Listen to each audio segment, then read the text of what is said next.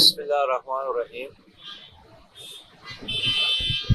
آج تو ہم نے عمران خان صاحب کی قیادت کی ہے اور اس کی صحت کے حوالے سے اور ان کی صحت یابی کے حوالے سے اچھی تمناؤں کے ساتھ تھوڑا سا ہماری دعا ہے کہ اللہ تعالیٰ اس کو جلد از جلد صحت یاب فرمائے۔ بنیادی بات یہی ہے کہ آج تو خیر عیادت کے لیے ہم آئے تھے، لیکن سیاستدان جہاں بھی بیٹھتے ہیں تو سیاست پر اور ان کی صورتحال پر بات چیت ضرور ہوتی ہے۔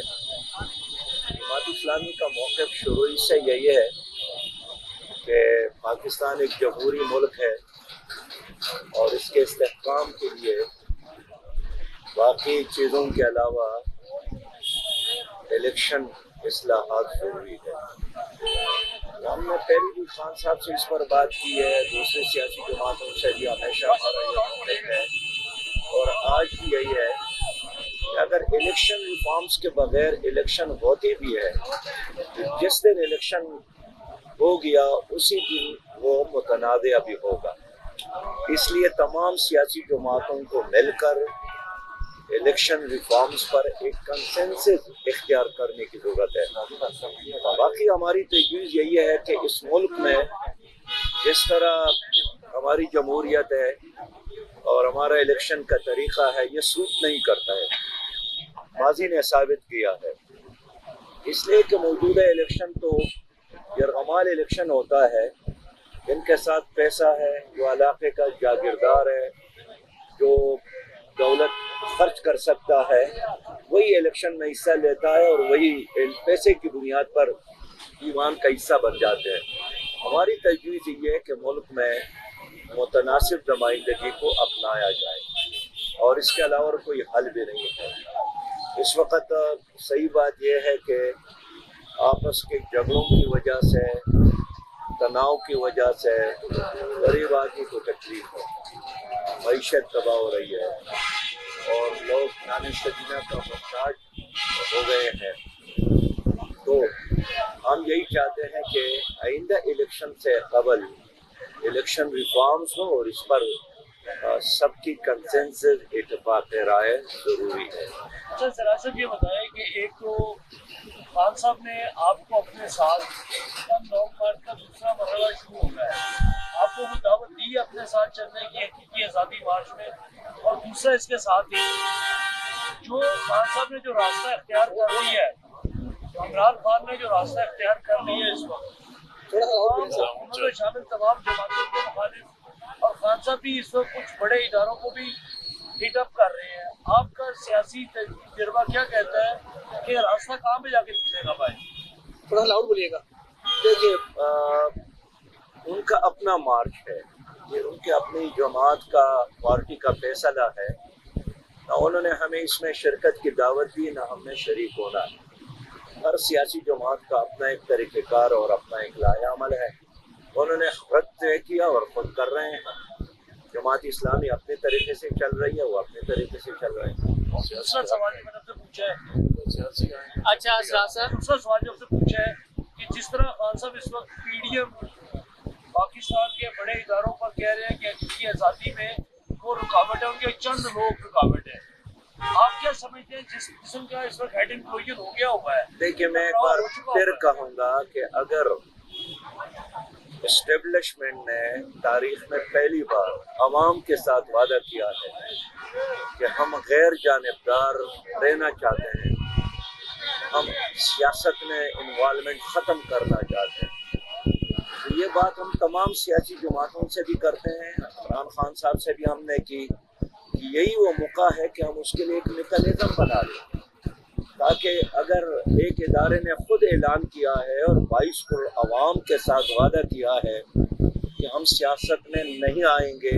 سیاست میں انوالو نہیں ہوں گے، تو اب سیاستدانوں کا بھی فرض ہے کہ ایک ایسا میکانزم بنا لے کہ جس کے نتیجے میں یہ بات یقینی ہو جائے۔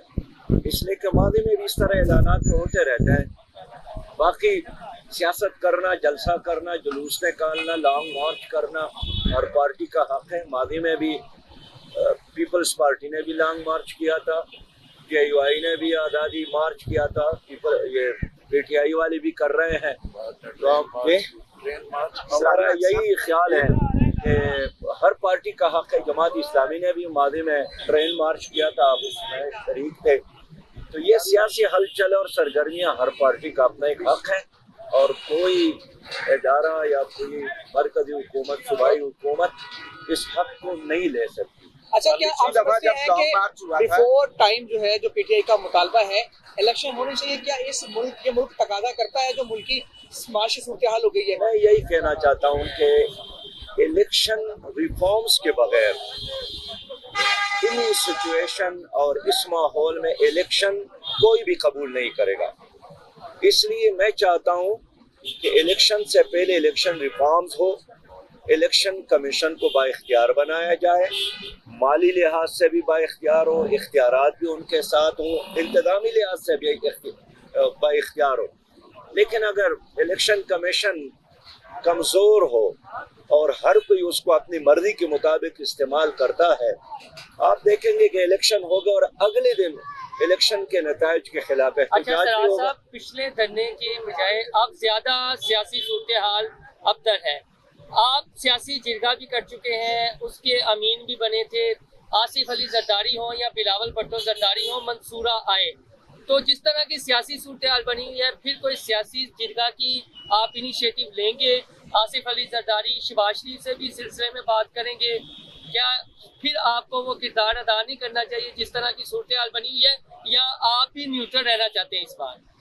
نہیں, ہم خود ایک فریق ہے اس پوری سچویشن میں, بلکہ متاثرہ فریق ہے. اور یہی اس لیے تو میں تمام سیاسی جماعتوں سے اس پہ بات کرنا چاہتا ہوں, کر رہا ہوں اور کروں گا, کہ اگر آپ چاہتے ہیں کہ جمہوریت مستحکم ہو, میرٹ کی بنیاد پر فیصلے ہو, تو ایک ہی راستہ ہے کہ الیکشن ریفارمز پر آ جائے. اس ملک میں جب تک آئین کے بالادستی نہ ہو, اس ملک میں جب تک عوام کو فیصلے کرنے کا اختیار نہ ہو, اس ملک میں جب تک پولنگ سٹیشن, پولنگ بوتھ پر لوگوں کا اعتماد بحال نہ کیا جائے, تو یہ ملک اسی طرح چلتا رہے گا, یہ مزید کمزور ہوگا. اس وقت ایک پوری سینوریو کا, اس پورے پس منظر کا نقصان کس کو ہو رہا ہے؟ نہ PTI کو, نہ پیپلز پارٹی کو, نہ مسلم لیگ کو, نہ JUI کو, اس لیے کہ سب کے سب ماشاءاللہ حکومت میں شامل ہے. پیپلز پارٹی کی حکومت ہے 14 سالوں سے سندھ میں, اس کو کیا تکلیف ہے؟ PTI کی حکومت ہے 10 سالوں سے خیبر پختونخوا میں اور مرکز یہاں پنجاب, اس کو کیا تکلیف ہے؟ مسلم لیگ کی حکومت اور JUI کی حکومت ہے مرکز میں, ان کو کیا تکلیف ہے؟ اصل میں تکلیف ہے غریب آدمی کا, جو نان شبینہ کا محتاج ہو گیا, جن کی مزدوری ختم ہو گئی, جو بے روزگار ہو گیا. اب اس سچویشن سے نکلنے کا ایک ہی راستہ ہے, وہ یہی ہے کہ ایک فیئر الیکشن ہو, اور فیئر الیکشن کے لیے ہم چاہتے ہیں کہ پاکستان میں ایک ایسا الیکشن سسٹم ہو جس پر کنسنسس بھی ہو, اتفاق رائے ہو, اور واقعی اس میں لوگوں کا فیصلہ اس کو اہمیت ملے, نہ کہ اندرونی سیاست کو اور کارپیٹ کے نیچے جو فیصلے ہوتے ان کو. صاحب یہ بتائیں کہ جس طرح کے حالات پیدا ہو گئے ہیں, حکومت بھی اپوزیشن سے ٹکرا رہی ہے اور ادارے بھی ٹکرا رہے ہیں اس وقت باقاعدہ, آپ کو لگتا ہے کہ کسی جو تیسری قوت کی چانپ سنائی دیتی ہے کہ ماشاءاللہ اس طرح کے کوئی آثار ہو سکتے ہیں؟